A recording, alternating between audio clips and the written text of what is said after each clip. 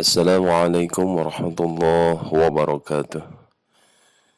A'udzu billah, bismillah, alhamdulillah, wassalatu wassalamu ala Rasulillah wa ala alihi wa sahbihi wa man tabi'ahu dah amma ba'd.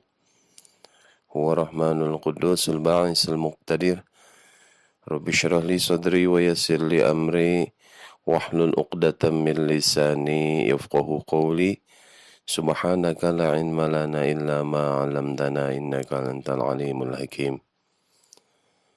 Para pemirsa Ceria TV yang dimuliakan Allah, terutama para siswa-siswi SMP Negeri 3 Cibadak yang saya cintai dan saya banggakan.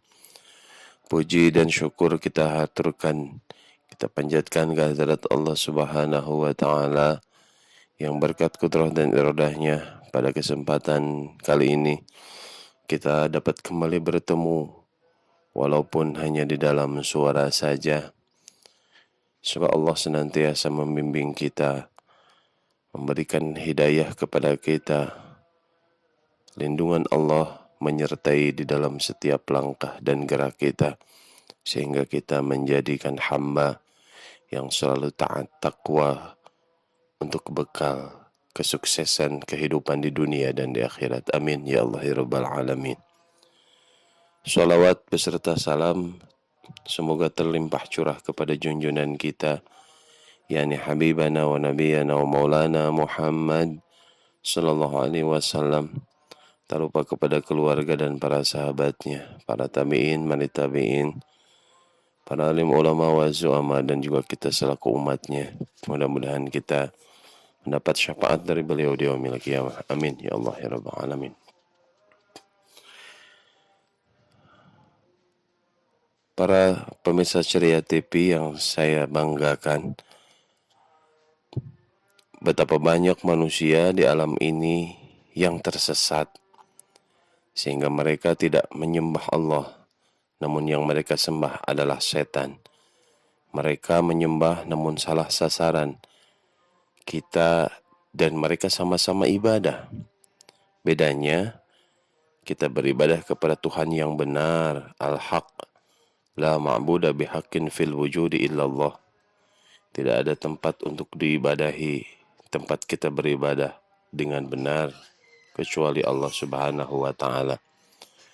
Sementara mereka beribadah kepada Tuhan yang batil, menyembah togut yang tidak layak untuk disembah. Kita dan mereka sama-sama capek. Kita dan mereka sama-sama mengorbankan waktu dan tenaga. Bahkan bisa jadi mereka lebih capek dibandingkan dengan kita. Allah Subhanahu wa Ta'ala berfirman, menceritakan keadaan salah satu ahli neraka. Amilatun nasibah tasla naran hamiyah. Rajin beramal, lagi kepayahan, namun mereka memasuki api yang sangat panas. Surat Al-Ghasyiyah ayat 3 dan 4. Ibnu Katsir dalam tafsirnya menyebutkan satu riwayat dari Abu Imran Al-Jauni bahwa suatu ketika Umar bin Khattab radhiyallahu anhu pernah melewati sebuah kuil yang ditinggali seorang rahib Nasrani. Umar pun memanggilnya, "Hai rahib, hai rahib." Rahib itu pun menoleh. Ketika itu Umar terus memandangi sang rahib. Dia perhatikan ada banyak bekas ibadah di tubuhnya. Kemudian tiba-tiba Umar menangis. Beliau pun ditanya, "Wahai Amirul Mukminin, apa yang membuat Anda menangis? Mengapa Anda menangis ketika melihatnya?" Jawab Umar, "Aku teringat firman Allah dalam Al-Quran yang artinya, rajin beramal lagi kepayahan, namun memasuki neraka yang sangat panas. Itulah yang membuatku menangis." Tahukah kita mengapa mereka berada di neraka? Mereka rajin ibadah, namun semua sia-sia, justru mengantarkan mereka ke neraka. Apakah Allah menzalimi mereka? Tentu tidak. Karena Allah tidak akan pernah menzalimi hambanya. Allah haramkan dirinya untuk menzolimi hambanya. Lalu apa sebabnya? Tentu saja semua itu kembali kepada pelaku perbuatan itu. Sebabnya adalah dia salah dalam beribadah. Dia beribadah namun salah sasarannya, salah tata caranya, salah niatnya, salah yang disembahnya, atau salah semuanya. Sehingga bagaimana mungkin Allah akan menerimanya? Dan di saat yang sama, Allah justru memberikan hukuman kepada mereka. A'udzubillahi min dzalik. Menyadari hal ini, sudah selayaknya kita bersyukur. Allah jadikan kita orang mukmin, padahal kita tidak pernah memintanya. Kita patut bersyukur kita terlahir dari keluarga muslim, padahal kita tidak pernah diminta untuk memilihnya. Yang ini menjadi salah satu modal bagi kita dalam ibadah kita diterima oleh Allah Subhanahu wa Ta'ala. Kita sudah memiliki modal iman, tinggal saatnya kita berusaha agar amal kita diterima Allah. Bagaimana caranya? Kita berupaya agar amal yang kita kerjakan adalah amal yang benar sesuai dengan kriteria yang ditetapkan syariat Islam. Kriteria itu Allah nyatakan dalam Al-Quran surat Al-Kahfi dalam ayat terakhir. A'udzubillahi minasyaitonirrajim. فَمَنْ كَانَ يَرْجُو لِقَاءَ رَبِّهِ فَلْيَعْمَلْ عَمَلًا صَالِحًا وَلَا يُشْرِكْ بِعِبَادَةِ رَبِّهِ أَحَدًا. Barang siapa mengharap perjumpaan dengan Tuhannya, maka hendaklah ia mengerjakan amal yang saleh dan janganlah ia mempersekutukan seorang pun dalam beribadah kepada Tuhannya.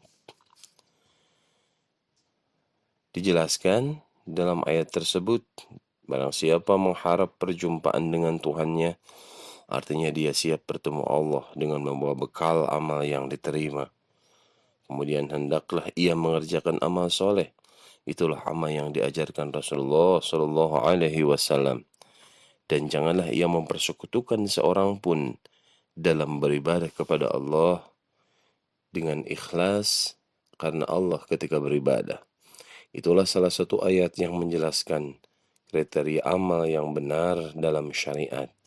Benar niatnya, ikhlas karena mengharap balasan dari Allah. Benar tata caranya sesuai petunjuk Rasulullah Shallallahu Alaihi Wasallam. Hadirin Ceria TV yang dimuliakan Allah, niat yang ikhlas semata belumlah cukup untuk membuat amal kita diterima.